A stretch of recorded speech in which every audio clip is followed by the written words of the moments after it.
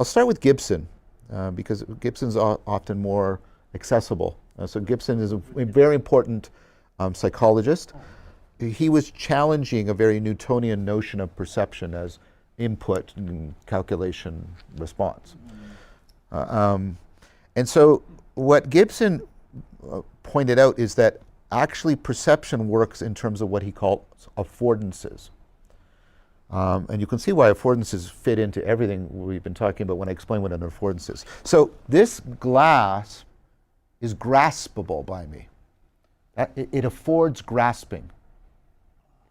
Now, let's be right. It has the potentiality for grasping to occur. That's right, and it's a real potentiality. Right. And I'm actually perceiving it in terms of the affordance. This floor is walkable to me, right? Now, notice. Let's zero in, and this is a point that Gibson wants to make, and it has been taken up by 4E cognitive science as one of the central notions of 4E cognitive science, which is the kind of cognitive science that I'm advocating for and arguing for right here. Is the graspability in the glass? No. A paramecium can't grasp it. So it's not in the glass. Is it in my hand? My hand can grasp everything. I can't grasp Africa, right? Right? The affordance is in a real relation that is co-created, co-shaped by the object and the organism. Transjection? Transjectivity. It's neither a subjective nor an objective, but this term I've coined, it's a transjective relationship. It is co-shaped. And there is a whole field of affordances opened up by the fact that, like, this room and I are both co-shaped by physics. We're both co-shaped by culture. We've shaped the world to fit us, but we shape ourselves to fit, right? How we've shaped the world. This is called niche construction for organisms. The old model is the organism just, right, is affected by the environment.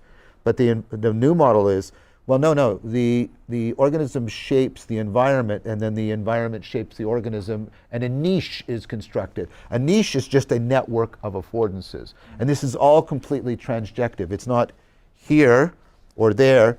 There's a real relation, a real ratio religio, a real connectedness, a proportioning, right? And that is transjective in nature. But that is ultimately a proposal of conformity, right? So you can take this deeper in that Heidegger argues, that we need something deeper than. So Descartes, Galileo, Descartes, Locke, Kant, they give us this, what they claim is an exhaustive dichotomy. There's subjectivity and objectivity, and that's all that there is. And what Heidegger says is, as long as that divide is considered to be absolute and exhaustive, then truth is impossible.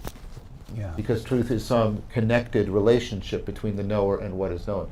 So he goes back to what he argues is the ancient Greek notion of truth as Alitheia, which is this, right, this uncovering that from which the subjective and objective and the relationship between them all spring. Exactly. But this is ultimately a conformity theory, because Alitheia is that there is an ultimate point of contact as opposed to divorce and separation.